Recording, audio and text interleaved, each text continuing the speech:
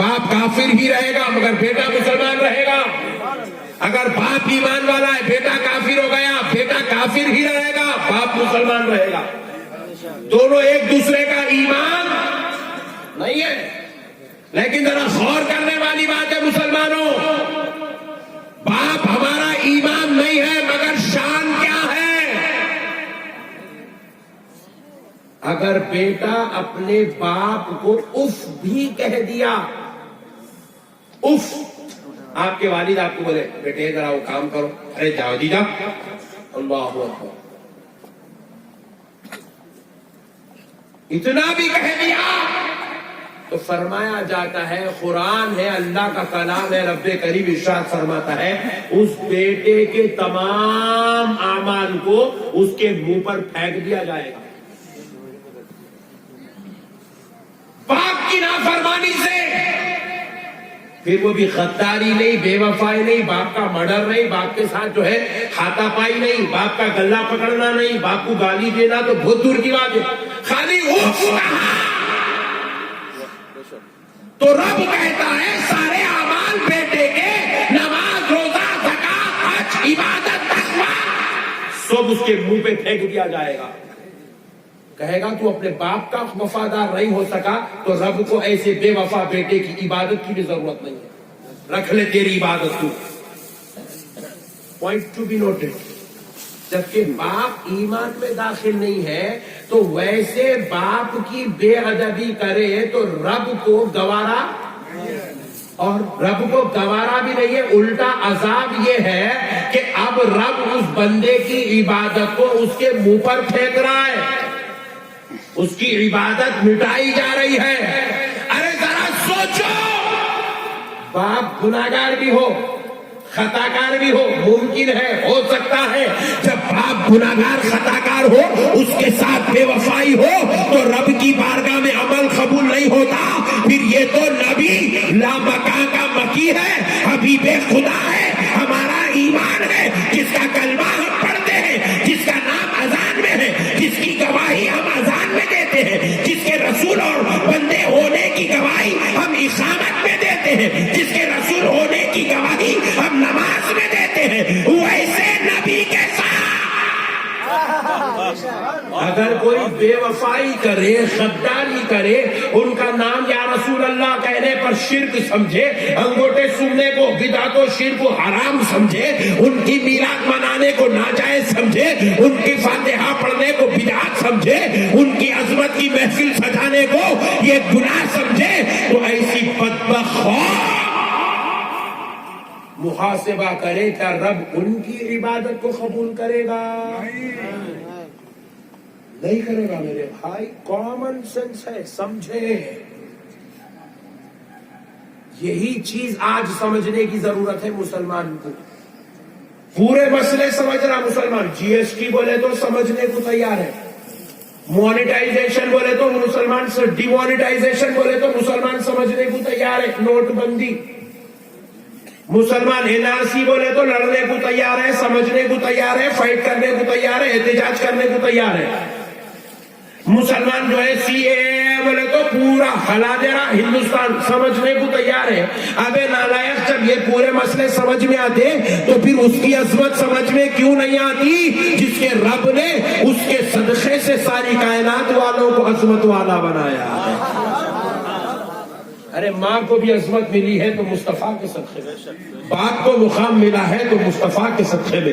ارے میرے بھائی، اگر کسی دادا کو رتبہ ملا ہے تو پیارے مصطفیٰ کے صدقے میں، خالہ کو ماں کے برابر کا مرتبہ ملا ہے تو میرے مصطفیٰ کے صدقے میں، چچا کو باپ کا درجہ ملا ہے تو پیارے مصطفیٰ کے صدقے میں.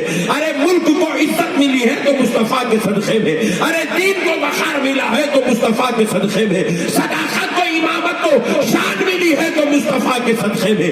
ارے میرے بھائی، کائنات کی ہر چیز کو مقام ملا ہے تو خدا کی قسم مصطفیٰ کے صدقے میں. قرآن بھی قرآن بنا ہے تو میرے نبی کے صدقے میں. مسجد نبوی کو بھی عزت ملی ہے تو میرے نبی کے صدقے میں. اہل بیت کو مقام ملا ہے تو میرے نبی کے صدقے میں. صحابہ کو درجہ ملا ہے تو میرے نبی کے صدقے میں، اور خدا کی قسم بروز محشر انبیاء کو شفاعت کا حق بھی ملے گا تو میرے مصطفیٰ کے صدقے۔ نعرہ تکبیر، نعرہ رسالت، شان مصطفیٰ، حضرت علامہ نقشبندی صاحب قبلہ، نعرہ تکبیر، سبحان اللہ۔ میرے بھائیوں کیا ہے حضور کے بغیر، آپ بتائیے مجھے۔ آج لوگوں کو بڑا غرور ہے قرآن کا، اتنا غرور ہے کہ لوگ اپنا نام ہی پہلے قرآن رکھ لیے، لوگ اتنا گھمنڈ ہے۔ اور خدا کی قسم ہمیں گھمنڈ نہیں، فخر ہے قرآن کا، واہ واہ، بے شک، فخر ہے، فخر کیا ہے بولو؟ فخر ہے کہ ہم قرآن کے پڑھنے والے ہیں، قرآن پر عمل کرنے والے ہیں، قرآن کو سمجھنے والے، قرآن کو سمجھانے والے، ہمیں فخر ہے۔ مگر آؤ قرآن کو یہ عزت کس لیے ملی سنو، اور کیسی عزت ملی پہلے وہ سنو، پھر کیوں ملی وہ بھی سنو۔ دیکھو قرآن اللہ کا کتاب ہے، اللہ کا کلام ہے، بہت بڑی بات سمجھا، میں پوری زندگی میں کوئی نہیں سمجھایا آپ کو۔ قرآن اللہ کا کلام، توریت ویری گڈ، ذرا بولتے جاؤ یار، مزہ آئے گا یار۔ کیا تم ہی بول لو نقشبندی صاحب، تم ہی چاہے سو اتنی دور سے، ہمیں کہیں کو بولنا، ہمیں آئی کیا، تم ہی چاہیے بولو، تم ہی کیا ہے وہ ایسے ٹھنڈے لوگ ملتے بولے تو صحیح بول رہا ہوں، نہیں آتا تھا میں۔ باغ ڈوگرا ایئرپورٹ پہ اترا، وہیں بھی اگر خبر چلتی تو واپس ٹکٹ لے کے چلے جاتا تھا۔ زندگی کی پہلی تقریر ہے جو اتنے ٹھنڈے لوگوں میں ہوئی۔ ایک تو سردی اتنی ٹھنڈی، بلینکٹ اوڑھ کے بیٹھے ہوئے، سوٹرا پہن کے، میرے کو دیکھو پسینہ آ رہا، میں ایسا کیسا گرم ہوں میرے کو سمجھ میں نہیں آ رہا، سردی میں بھی پسینہ نکل رہا بھائی، اور تم لوگ اتنے ٹھنڈے ہیں بھائی، تم لوگ کو اٹھانے کا واسطے وہ جبریل علیہ السلام کو بلانا پڑتا اوپر، نہیں چلتا، بہت مشکل ہے۔ جلسہ سننے کا یہ کوئی طریقہ نہیں ہے، میچ نہیں، میں تو خیر لوکل مقرر ہوں، اچھے اچھے زبردست مقررہ بھی آئے تو تم لوگوں نے ٹھنڈے پڑے نہیں بول سکتا جو انہیں بولنا چاہ رہا۔ مقرر کی ایک عادت ہوتی ہے، کیا ہم لوگ کا کوئی کتابی مولویاں نہیں ہوتے ہیں، کتاب اللہ کے رسول نے کہا ہے کہ ایسے سنو تو بھی رکھو تو نہیں، ہم لوگ وہ سبحان اللہ۔ توریت زبور کس کا کلام ہے؟ انجیل کس کا کلام ہے؟ اللہ۔ یہ چاروں کلام بھی اللہ کے ہیں، چاروں بھی اللہ کی کتابیں، چاروں کتابوں کو بھی لانے والے حضرت جبریل ہے، چاروں کتابوں کو لانے والے بھی جبریل ہے، اور چاروں کتابوں کو لینے والے بھی رسول ہے۔ حضرت موسیٰ بھی رسول، حضرت داؤد بھی رسول، حضرت عیسیٰ بھی رسول، پیارے مصطفیٰ بھی رسول۔ بھیجنے والا اللہ، لانے والا روح اللہ، لینے والا رسول اللہ۔ جب چاروں کلام بھی اللہ کے ہی ہے تو لازمی بات ہے تمام کلام کا مرتبہ ایک ہونا چاہیے، لیکن نہیں ہے۔ لاجک سمجھو، لاجک، چاروں کلام کا مرتبہ ایک ہونا۔ نقشبندی صاحب کی تقریر ہے تو ہر تقریر نقشبندی صاحب کی ہے تو نقشبندی صاحب کی چلے گی، کوئی تقریر ہائی فائی، کوئی تقریر لوئسٹ نہیں ہوتی، تقریر تقریر ہے، گفتگو گفتگو ہے، کلام کلام ہے، بات سمجھ رہے؟ لیکن جب اللہ کا کلام ہے، مگر غور کریے گا، توریت زبور انجیل سے بڑا مرتبہ قرآن کا ہے۔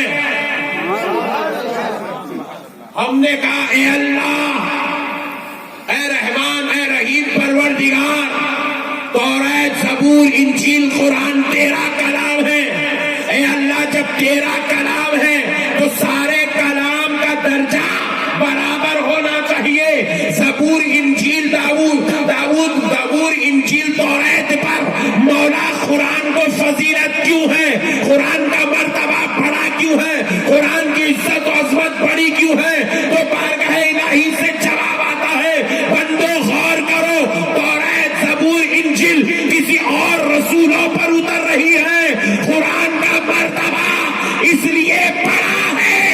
کیونکہ وہ میرے مصطفیٰ کا نکاح ہے۔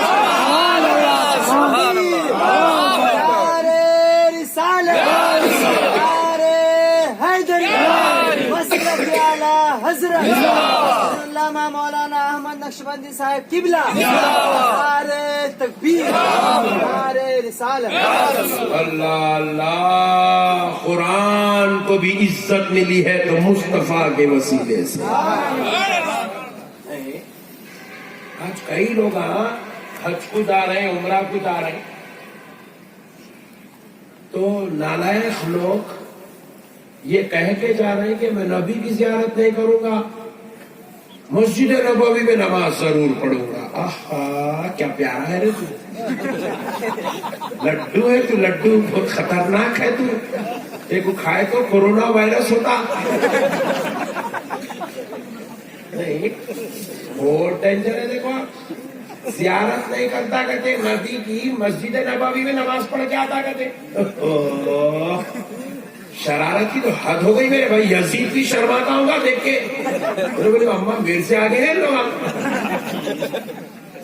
نہیں، میں ایک مرتبہ فجر کی نماز پڑھ کے جا کے گھر میں لیٹا، آرام کرنے ہی والا ہوں، گھر پہ دستک ہوئی گیٹ پہ، باہر نکلا، آ کے بزرگ ہے بیچارے، بڑی داڑھی والے، 60-65 سال کے ہیں۔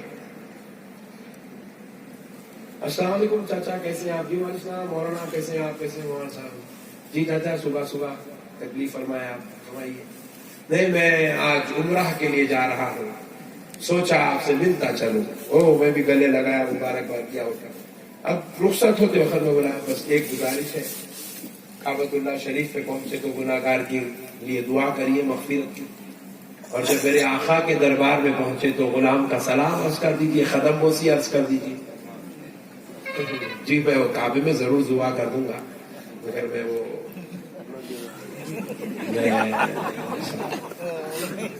وہ زیارت رسول کی نیت سے نہیں جا رہا ہوں میں۔ بولا اماں اتنا ڈینجر، اتنا خطرناک؟ ارے میں بولا بھائی آپ مدینے نہیں جاتے؟ نہیں جاؤں گا میں، مسجد نبوی میں جو نماز پڑھنے کا حکم ہے وہ پڑھوں گا، مگر زیارت کی نیت نہیں ہے میری۔ اللہ کی لعنت ہو آپ پر، صبح صبح منحوس چہرہ دکھانے کا، تھوڑا دل خراب کچھ نہیں کرنا۔